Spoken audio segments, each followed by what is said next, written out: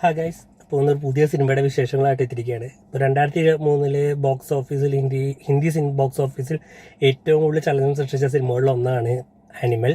രൺബീർ കപൂർ നായകനായ സിനിമ സംവിധാനം ചെയ്തിരിക്കുന്നത് സന്ദീപ് റെഡ്ഡി വെഗ. അപ്പോൾ സിനിമ ബോക്സ് ഓഫീസിൽ ഒരുപാട് ചലനങ്ങൾ ഉണ്ടാക്കി, അതുപോലെ തന്നെ ഒരുപാട് സെൻസേഷണൽ ആയിട്ടുള്ള ഒരുപാട് വിവാദം, ഒരുപാട് വിമർശനങ്ങൾ, ഒരുപാട് ചർച്ചകൾ നേരിട്ട ഒരു സിനിമ കൂടിയാണ് ആനിമൽ എന്ന സിനിമ. അതിൻ്റെ പ്രമേയപരമായിട്ട് ഒരുപാട് വയലൻസ്, ഒരുപാട് സെക്ഷലി, ഒരുപാട് ഇതായിട്ട് മാസ്കുലിനിറ്റി ആയിട്ട് ഒരുപാട് തരത്തിലുള്ള ചർച്ചകൾ നടന്നിരുന്നു. അപ്പോൾ സിനിമയെക്കുറിച്ച് പറയുകയാണെങ്കിൽ അനിൽ കപൂർ, രൺബീർ കപൂർ, അതുപോലെ ബോബി ഡിയോൾ, രശ്മിക മന്ദാന തുടങ്ങിയവർ കേന്ദ്ര കഥാപാത്രങ്ങൾ. അതിൽ നായകനായിട്ട് എത്തുന്നത് രൺബീർ കപൂറാണ്. അർജുൻ റെഡ്ഡിക്ക് ശേഷം സന്ദീപ് റെഡ്ഡി വെങ്ക സംവിധാനം ചെയ്യുന്ന സിനിമയാണ് ആനിമൽ. അന്നൊരു പ്രത്യേകത കൂടിയുണ്ട്. അപ്പോൾ സിനിമയെക്കുറിച്ച് പറയുകയാണെങ്കിൽ 3 മണിക്കൂർ 24 മിനിറ്റ് എത്രത്തോളമാണ് എൻ്റെ ഡ്യൂറേഷൻ വരുന്നത്. കുറേ ആൾക്കാർ ഇത്രയും ഡ്യൂറേഷൻ ഉള്ളതുകൊണ്ട് ഒരുപാട് ബോറടിച്ചു, ഒരുപാട് അങ്ങനത്തെ ഭയങ്കര ലാഗിങ് ബോർ എന്നൊക്കെ പറയുന്നുണ്ടായിരുന്നു. പക്ഷെ എന്നെ സംബന്ധിച്ച് എനിക്ക് തറോവിലി ഭയങ്കരമായിട്ട് എൻജോയ് ചെയ്തു. ഞാൻ തിയേറ്ററിലാണ് ആദ്യം പോയി കണ്ടത്, ഹിന്ദി. അപ്പോൾ അന്ന് ഒരുപാട് കുറച്ചുകൂടി കഥയെക്കുറിച്ച് ഒന്നുകൂടി, അല്ലെങ്കിൽ അതിൻ്റെ കുറേ കാര്യങ്ങൾ മനസ്സിലാക്കാതെ വീഡിയോ ചെയ്യേണ്ടതെന്ന് വെച്ചിട്ട് ചെയ്യാതിരുന്നത്. ഇപ്പം നെറ്റ്ഫ്ലിക്സിൽ പടം റിലീസ് ചെയ്തിട്ടുണ്ട്. അപ്പം എൻ്റെ മലയാളം വെർഷൻ കണ്ടു. 15 ഈ വീഡിയോ ചെയ്യുന്നത്. എനിക്ക് സിനിമ സത്യം പറഞ്ഞാൽ നല്ലോണം വർക്ക് ചെയ്തു. എനിക്ക് ഭയങ്കരമായിട്ട് ഇഷ്ടമായി. ത്രൂ ഔട്ട് വയലൻസ് ആണെങ്കിലും ഒരുപാട് ഇതുപോലെ കണ്ടൻസ് ഉണ്ടെങ്കിൽ കാരണം ഒരുപാട് ഇഷ്ടമായി. കാരണം കുറേ ഹോളിവുഡ് സിനിമകൾ ഇപ്പോൾ കണ്ടു തുടങ്ങിയ ഒരാളെന്നുള്ള രീതിയിൽ എനിക്ക് ഒരുപാട് അക്സെപ്റ്റ് ചെയ്യാൻ പറ്റി. കാരണം ഇതിനേക്കാൾ കൂടുതൽ വയലൻസും ഇതുപോലെക്കാൾ കൂടുതൽ സെക്ഷലി ഇതായിട്ടുള്ള ഒരുപാട് ഹോളിവുഡ് സിനിമകൾ കാണാറുണ്ട്. അതൊക്കെ വെച്ച് നോക്കുമ്പോൾ ഇന്ത്യയിൽ നിന്ന്, അല്ലെങ്കിൽ നമ്മുടെ ബോളിവുഡിൽ നിന്ന് ഇങ്ങനെ ഒരു സിനിമ വന്നു എന്ന് പറയുന്നതിൽ തന്നെ ഒരുപാട് സന്തോഷമുണ്ട്. പോസിറ്റീവ്സിനെ കുറിച്ച് പറയുകയാണെങ്കിൽ ഡയറക്ടർക്കാണ് ആദ്യം ഒരു പോസിറ്റീവ് പറയേണ്ടത്. ഡയറക്ഷൻ അതിഗംഭീരം, അതുപോലെ തന്നെ സ്ക്രീൻ പ്ലേ, കേട്ടുപറഞ്ഞ കഥ, അതായത് ഗോഡ് ഫാദർ, അതുപോലെ പല സിനിമകളുടെ ഒരു ബേസ് ആണെങ്കിലും അതിൻ്റെ ട്രീറ്റ്മെൻറ്റ്, അത് എക്സിക്യൂട്ട് ചെയ്തിരിക്കുന്ന രീതി, അത് വളരെ മനോഹരമായിട്ടാണ് നമ്മളെ എൻഗേജ് ചെയ്യിപ്പിക്കുന്ന രീതിയിൽ തന്നെയാണ് പടത്തിൻ്റെ ഒരു ഡയറക്ഷൻ സൈഡിൽ പോയിരിക്കുന്നത്. അതുപോലെ തന്നെ എഡിറ്റിംഗ് ചെയ്തിരിക്കുന്ന ഡയറക്ടറാണ് പോസിറ്റീവ്. ആദ്യം പറയുന്ന പോസിറ്റീവ്സിൽ പറയേണ്ടത് തന്നെ എഡിറ്റിങ്ങും ഗംഭീരമാണ്. പിന്നെ പറയുന്ന പോസിറ്റീവ്സ് പറഞ്ഞാൽ രൺബീർ കപൂറിൻ്റെ പെർഫോമൻസ് ആണ്. ഗംഭീരം എന്നല്ലാതെ രൺബീർ കപൂറിൻ്റെ കരിയറിലെ one of the best performance എന്ന് തന്നെ പറയാം. അതിഗംഭീരം. Thoroughly enjoyed it. എത്ര ലുക്സിലാണ് വരുന്നത്. ഒരു സ്കൂളിൽ പഠിക്കുന്ന കുട്ടി മുതൽ ഒരു വയസ്സായിട്ടുള്ള ഒരു 60 വയസ്സ് വരെയുള്ള ഒരു ട്രാൻസ്ഫോർമേഷൻ സീൻസ് ഉണ്ട്. അതുപോലെ തന്നെ ഒരു പെർട്ടിക്കുലർ ഇൻസിഡൻറ്റ് എത്തുമ്പോൾ ഒരു വില്ലൻ അറ്റാക്ക് ചെയ്യുമ്പോൾ ഒരു ഹോസ്പിറ്റലൈസ് ആയിട്ട് വരുന്ന സീനുണ്ട്. അതിനുശേഷമുള്ള ബോഡി ട്രാൻസ്ഫോർമേഷനും, അത് കഴിഞ്ഞ് ഒരു സർജറി കഴിഞ്ഞിട്ട് വീണ്ടും ബോഡി ഫിറ്റായി വരുന്ന ബോഡി ട്രാൻസ്ഫോർമേഷൻസ് ഒക്കെ ഉണ്ട്. അത് അതിഗംഭീരമായിട്ട് തന്നെ രൺബീർ കപൂർ ചെയ്തിട്ടുണ്ട്. ഏതൊരു ഇൻ്റർവ്യൂവിൽ രൺബീർ കപൂർ പറഞ്ഞു കണ്ടു, രൺബീർ കപൂറിൻ്റെ കരിയറിലെ ആദ്യത്തെ ഒരു ആക്ഷൻ മൂവിയാണ്. സത്യത്തിൽ ആദ്യത്തെ ആക്ഷൻ മൂവി എന്നുള്ളത് ശരിക്കും ഇതുവരെ ചെയ്യാൻ പറ്റാത്ത ആക്ഷൻ, അത് ഫ്രസ്ട്രേഷൻ ഫുള്ള് ഇതിൽ തീർത്തിട്ടുണ്ട്. അത് ഗംഭീരം തന്നെ രൺബീർ കപൂർ. പിന്നെ പറയേണ്ടത് മ്യൂസിക് ഡിപ്പാർട്ട്മെൻറ്റാണ്. BGM music department. Theatre experience, ഇത്രയും ഗംഭീര തിയേറ്റർ എക്സ്പീരിയൻസ് പറഞ്ഞതിൽ പ്രധാന പങ്ക് വഹിച്ചതിൻ്റെ BGM ഇതാണ്. ഇപ്പോൾ രൺബീർ കപൂറിൻ്റെ ഒരു ഇൻട്രോ സീനിലൊക്കെ കൊടുത്തിട്ടുള്ള BGM എന്ന് പറഞ്ഞാൽ നല്ല നൈസായിട്ടാണ് കൊടുത്തിട്ടുള്ളത്. കാരണം പഴയ ഒരു റഹ്മാൻ സോങ്ങിൻ്റെ അത് ഒരു പ്ലേ ചെയ്ത രീതിയിലാണ് കൊടുത്തിരിക്കുന്നത്. നല്ല രീതിയിലാണ് കൊടുത്തിട്ടുണ്ട്. അതുപോലെ ഒരു ഇൻ്റർവെലിന് ഒരു മുമ്പുള്ള ഒരു ഫൈറ്റിലും ക്ലൈമാക്സ് ഫൈറ്റിലും ഇവർ കൊടുത്തിരിക്കുന്ന BGM എന്ന് പറഞ്ഞൊരു പഞ്ചാബി സോങ്ങാണ്. ശരിക്കും ആ ഫൈറ്റിന് അനുയോജ്യമായിട്ടുള്ള രീതിയിൽ തന്നെ ആ 2 BGMഉം സൂപ്പറായിട്ട് നിന്നിട്ടുണ്ട്. പിന്നെ പെർഫോമൻസുകളുടെ കാര്യം നോക്കുമ്പോൾ അനിൽ കപൂർ സൂപ്പർ പെർഫോമൻസ്. അതുപോലെ തന്നെ ബോബി ഡിയോൾ ആ വില്ലൻ ക്യാരക്ടർ അതിഗംഭീരമായിട്ട് ചെയ്തിട്ടുണ്ട്. രശ്മിക മന്ദാന എനിക്ക് നല്ല ഇഷ്ടമായി. പിന്നെ ഒരു ഹീറോയിനാണ് തൃപ്തി. ഫുൾ പേര് തൃപ്തി എന്ന പേര്, ഫുൾ എനിക്ക് പേരെത്ര അറിയില്ല. അവരും നല്ല രീതിയിൽ ചെയ്തിട്ടുണ്ട്. ത്രൂ ഔട്ട് നോക്കുമ്പോൾ പടത്തിൽ അഭിനയിച്ച എല്ലാ ആൾക്കാരും നല്ല രീതി. ഈ വീഡിയോൻ്റെ ഈ പോർഷൻ മുതൽ പടം കാണാത്തവർ കാണാതിരിക്കാൻ ശ്രമിക്കുക. കാരണം സ്പോയിലർ അലേർട്സ് ആണ്.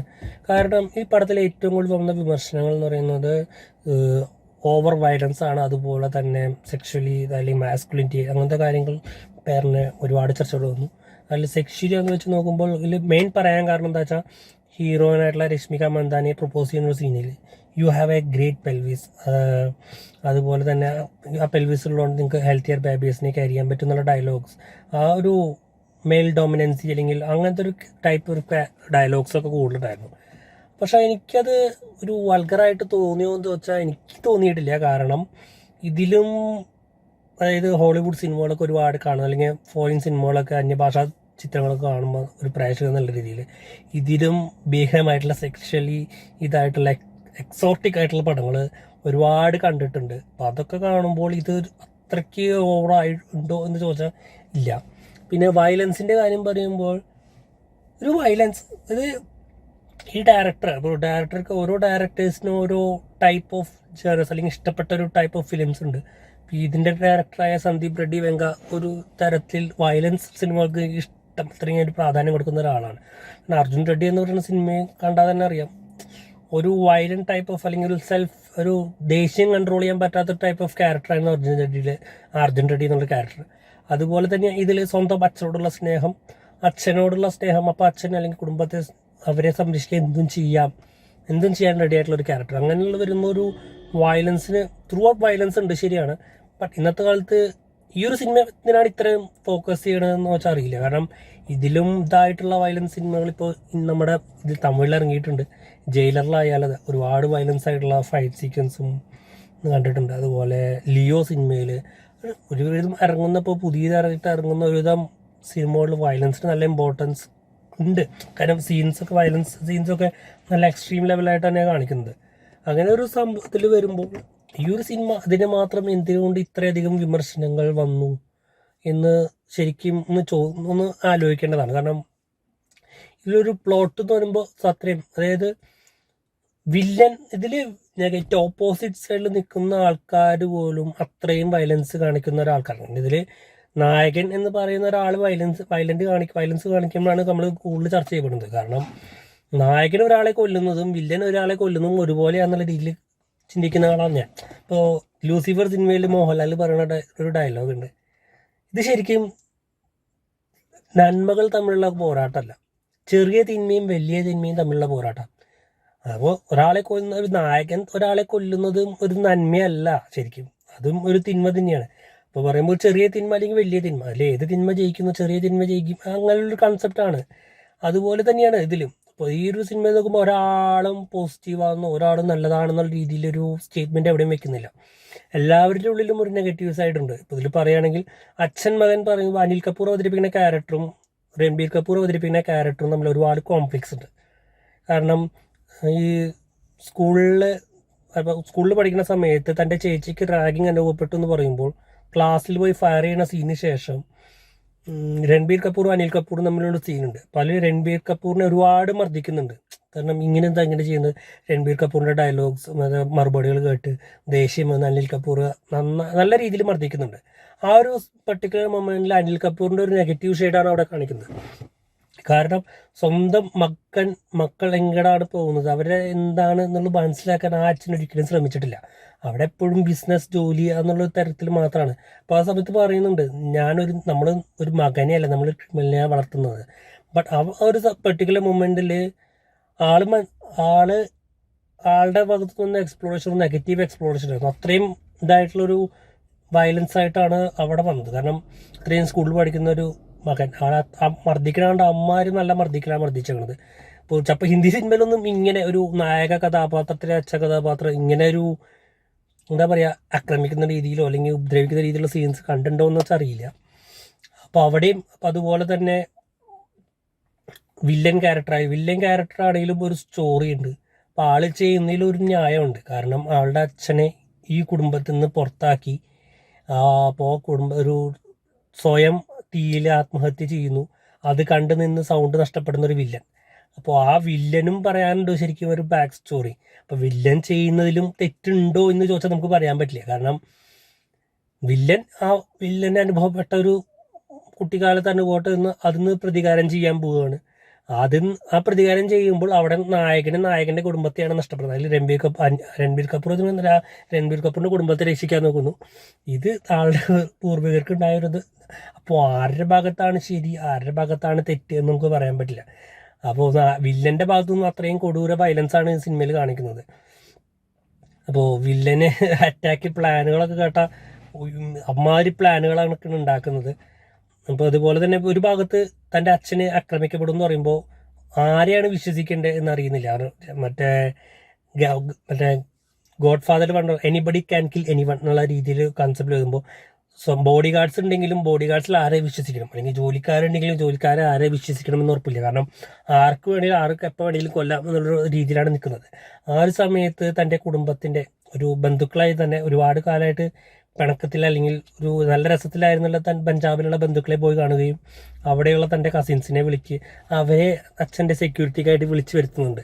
പക്ഷെ അതിന് ശേഷമാണ് മനസ്സിലാക്കുന്നത് വില്ലൻ എന്ന് എതിർഭാഗത്ത് നിൽക്കുന്നതും തൻ്റെ സ്വന്തം കസിൻസ് ആണെന്ന്. കാരണം പണ്ട് ഉണ്ടായ ഒരു പ്രശ്നം കാരണം ഉണ്ടായ ഒരു കുറച്ച് ഈഗോ പ്രോബ്ലംസും അങ്ങനെ കാരണം ശത്രുക്കളായവരാണ്. അപ്പോൾ ഒരു ഭാഗത്ത് തൻ്റെ അച്ഛൻ്റെ സെക്യൂരിറ്റിക്കായിട്ട് കൊണ്ടുവന്നത് തൻ്റെ കസിൻസിനെയാണ്, പക്ഷേ മറുഭാഗത്ത് തൻ്റെ അച്ഛനെ കൊല്ലാൻ അല്ലെങ്കിൽ തൻ്റെ കുടുംബത്തെ കൊല്ലാൻ ഇല്ലാതെയാക്കാൻ നോക്കുന്നതും തൻ്റെ കസിൻസ് തന്നെയാണ്. ആ ഒരു പെർട്ടിക്കുലർ മൊമെന്റ് റിയലൈസ് ചെയ്യുമ്പോൾ മറ്റേ ക്ലൈമാക്സ് തൊട്ട് മുമ്പാണ് ആ ഒരു പെർട്ടിക്കുലർ സംഭവം നായകൻ റിയലൈസ് ചെയ്യുന്നത്. അപ്പം അതിനുശേഷം ക്ലൈമാക്സിലുള്ള ഒരു ഫൈറ്റ് അത് ശരിക്കും ഒരു ഇൻറ്റിമേറ്റ് ഫൈറ്റ്, കാരണം വെറും ഒരു ഫൈറ്റ് അതിലൊരു BGM കൊടുത്തു എന്നുള്ള രീതിയിലാണ് ഡയറക്ടർ ഇതിൽ എടുത്തേക്കുന്നത്. ആ ക്ലൈമാക്സിന് കൊടുത്തൊരു BGM, ആ BGM കൊണ്ട് ശരിക്കൊരു സ്റ്റോറി പറയാൻ, കാരണം ഒരു ലവ് സ്റ്റോറിക്ക് പറ്റിയൊരു BGM ആണ് അവിടെ ക്ലൈമാക്സ് ഫൈറ്റിന് ഡയറക്ടർ BGM ആയിട്ട് കൊടുത്തിരിക്കുന്നത്. അതെന്താ വെച്ചാൽ ആ 2 കസിൻസ്, അത് 2 ബ്രദേഴ്സ് അവർ ആദ്യമായിട്ട് നേരിട്ട് കാണുന്നു. അപ്പോൾ അവർ തമ്മിലുള്ള ഒരു ഫീലിങ്സ്, പറയാതെ പറയുന്ന ഫീലിങ്സ്, അത് ശരിക്കും ഒരാൾക്ക് ചെവി കേൾക്കില്ല, നായകന് ചെവി കേൾക്കില്ല, വില്ലനാണെങ്കിൽ സംസാരിക്കാനും പറ്റില്ല. അപ്പോൾ ആ ഒരു പെർട്ടിക്കുലർ അവർ തമ്മിലുള്ള ഒരു റിലേഷൻ അല്ലെങ്കിൽ ഒരു ഫീലിങ്സ് അത് ശരിക്കും ഒരു ക്ലൈമാക്സ് ഫൈറ്റിലൂടെ ആ BGMലൂടെ ഒരു എസ്റ്റാബ്ലിഷ് ചെയ്യാൻ ഡയറക്ടറിന് സാധിച്ചിട്ടുണ്ട്. അപ്പോൾ ത്രൂ ഔട്ട് നോക്കുമ്പോൾ വയലൻസിൻ്റെ ആ ഒരു എക്സ്ട്രീം ലെവലിൻ്റെ പടത്തിലുണ്ട്. അപ്പോൾ ഒരു ക്ലൈമാക്സിന് കഴിഞ്ഞിട്ട് ഒരു ആൻറ്റി ക്ലൈമാക്സ് അല്ലെങ്കിൽ ഒരു സെക്കൻഡ് പാർട്ടിന് വേണ്ടിയിട്ടുള്ളൊരു ബിൽഡപ്പും കൊടുത്തിട്ടുണ്ട്. ആ ബിൽഡപ്പിലും അത് ഒരു എക്സ്ട്രീം വയലൻസ് ആയിട്ടുള്ള സീൻസാണ്. അപ്പോൾ സെക്കൻഡ് പാർട്ട് എന്തായാലും വരും. സെക്കൻഡ് പാർട്ട് എന്താ ആനിമൽ പാർക്ക് എന്നാണ് പേരിട്ടിരിക്കുന്നത്. അതിലിപ്പോൾ ഫസ്റ്റ് പാർട്ട് ആനിമൽ ഫസ്റ്റ് ആ ഭാഗത്ത് കണ്ടതിനേക്കാളും എക്സ്ട്രീം ലെവലായിട്ടുള്ള കുറച്ചുകൂടി ഡാർക്ക് സൈഡായിട്ടുള്ള ഒരു വയലൻസ് കാണാമെന്ന് വിചാരിക്കുന്നു.